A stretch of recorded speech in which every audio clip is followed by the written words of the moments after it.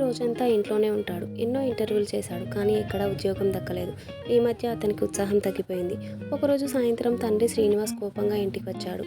ఇంత వయసైంది, నీకు ఇంకా పని లేకుండా ఇంట్లో పడుకున్నావు, ఫోన్లో టైం వేస్ట్ చేస్తున్నావు అని అంటాడు. రవి బాధతో, నాన్న నేను ప్రయత్నిస్తున్నాను, మీరు నన్ను అర్థం చేసుకోరు అని అంటూ బయటకు వెళ్ళిపోతాడు. రవి దగ్గరలో ఉన్న టీ షాప్కు వెళ్ళి టీ తాగుతుండగా పక్కింటి పెద్ద మనిషి రామయ్య వచ్చాడు. ఏం బాబు, నీ ముఖం చూస్తే బాధగా ఉంది అంటాడు. నాన్న నా మీద కోపం చేస్తున్నాడు మామయ్య, నేను ఎంత కష్టపడుతున్నానో అర్థం చేసుకోరు. మీ నాన్న నీ కోర్సు ఫీజు కోసం తన బంగారు ఉంగరాన్ని అమ్మేశాడు. నీకు తెలుసా, నన్నే తీసుకెళ్ళాడు. నువ్వు విజయం సాధించాలని ఆశతో ఇలా చేశాడు అంటాడు రామయ్య. ఈ మాటలు విని రావి ఆశ్చర్యపోయాడు. తండ్రి తనను ఎంత ప్రేమిస్తున్నాడో అర్థం చేసుకున్నాడు. రాత్రి ఇంటికి వచ్చిన రవి తండ్రి దగ్గరికి వచ్చి ఇలా అన్నాడు.